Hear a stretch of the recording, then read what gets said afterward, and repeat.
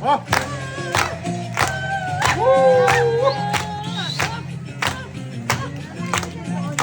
İnşallah puanı çekiyordur. Çekiyor.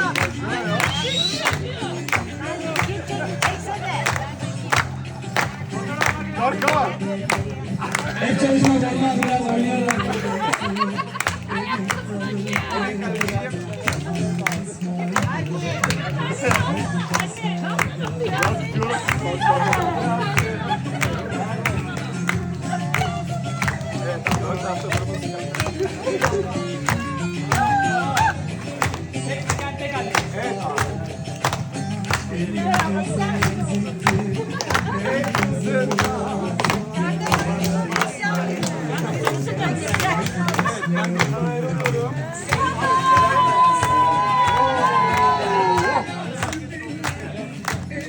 Evet.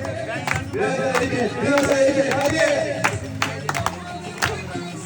Bir sahneden ayrılıyoruz kısa bir süreliğine.